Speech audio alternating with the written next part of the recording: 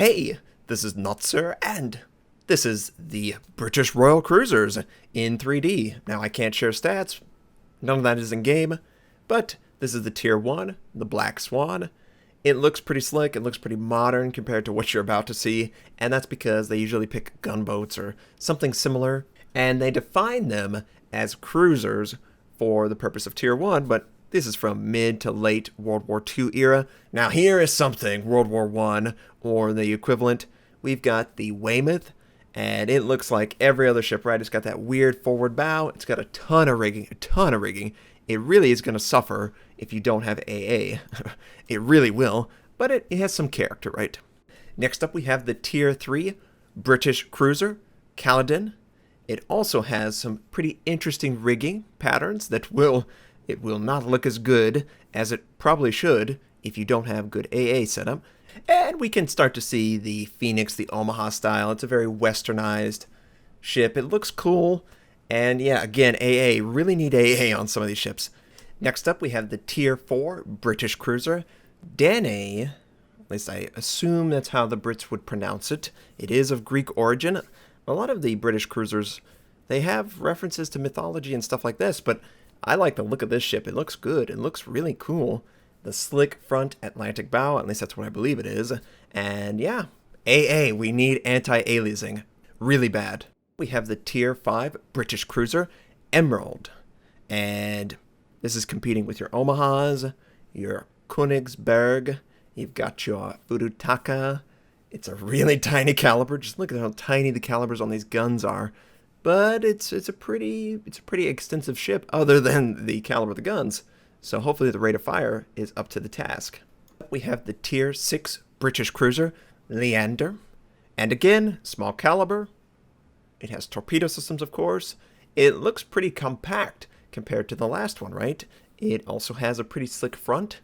A little bit bulgy, but I do like this design. And it does look closer to modern cruisers than a lot of the other cruiser lines. So it looks good. Looks good. Next up, we have the Tier 7 British cruiser, Fiji. And it has Union Jack on the back gun turret. Interesting.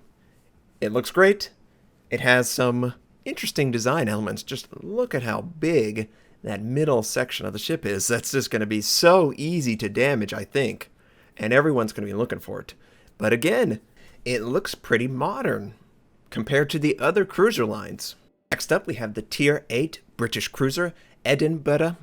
And yeah, I'm going off of a pronunciation website. This nice young lady from the United Kingdom got 20 upvotes on that particular pronunciation. That is not how I would say it as an American, but I don't have that city in America, at least not close to me.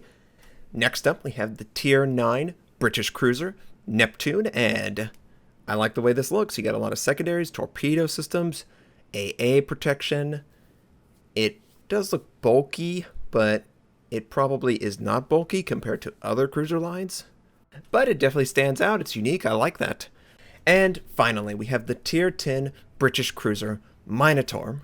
And that is not how it's pronounced in America, but this is localized for the Brits. Celebrate the British, English, and hopefully this ship delivers whenever we get our hands on it. It looks like it has a lot of AA protection pointed up to the sky, and I'm excited for it. I hope you are excited to see these ships eventually. Now we're going to move on to armor. Alright, so we're going to be talking about the armor layout system that they introduced real quick. I'm sure there are plenty of people who have talked to you about it, but I just want to touch on a couple things so you understand. First of all, destroyers, they can't be... Oh, this is a cruiser, of course. Let's click on a cruiser. Destroyers, they don't have what we would define as a citadel for game purposes. You cannot citadel a destroyer. It just cannot be done. There's nothing defined in the game that allows you to citadel a destroyer. So armor is basically irrelevant for these guys. You're purely looking to do significant damage. Everyone and their brother can overpin this armor. It's very important that you fire HE if you want it to impact the ship itself, stop the modules, do all that stuff. Obviously, right? So overpin, yeah. Let's go to something that really matters. a battleship, a tier 3 battleship. You can see that these early battleships, as we take away the layers of the cake, it's basically a cake, they don't really have armor outside of the citadel. If you penetrate this 305mm belt armor, you've gotten into the citadel. And you're probably going to do citadel damage if you can do that.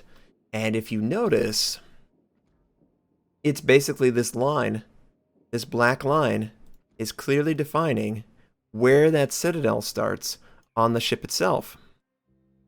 Yeah, actually, this gray line right here, this is the citadel. If you are able to penetrate this area on these low-tier Americans, you're going to citadel that ship. Now, obviously, 305mm, not the easiest armor to penetrate, but it can be done. The deck armor, not very impressive, but it's pretty deep in the ship, right?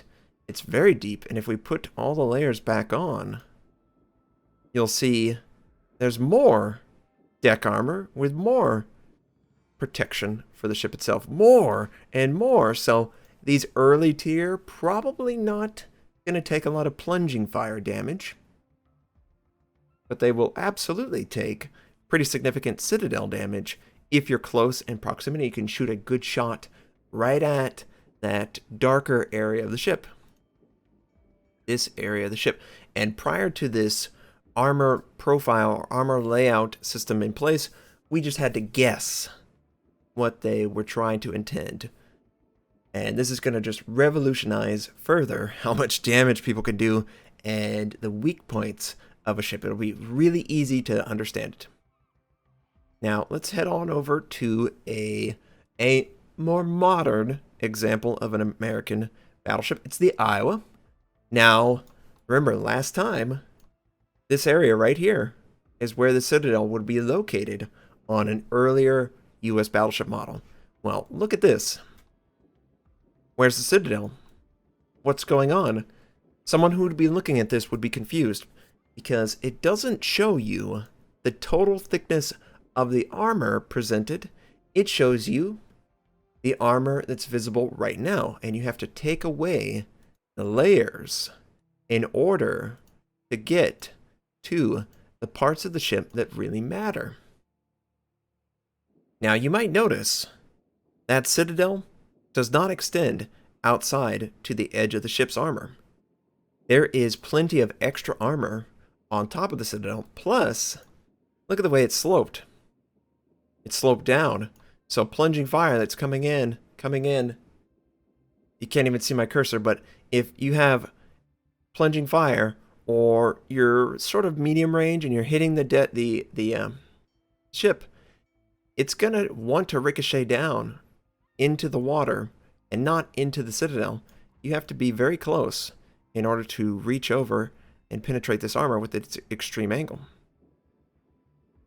But once you understand that, okay, we've got 25mm of torpedo bulge on top of it, we've got a little extra armor on top of the deck, you sort of need to add up the millimeters of armor that you need to penetrate and consider the angle that everything is at. For the Germans, they have it a little bit differently. The armor doesn't line up with the lines of the ship or citadels and stuff like that. If I penetrate the Iowa, all of the armor is pretty well aligned to allow for the shell, once it's penetrate, the potential to go all the way into the Citadel. And that's why Iowa's, Japanese ships, they get citadeled. But the German ships, at close range, they really can't be citadel. And it's the way they're designed. It requires, look at that Citadel. Look at the Bismarck's Citadel. It is deep, deep inside that ship. I can't believe how deep it is. Now, the sides are pretty crappy, but it is deep inside. There is a ton of armor all around it.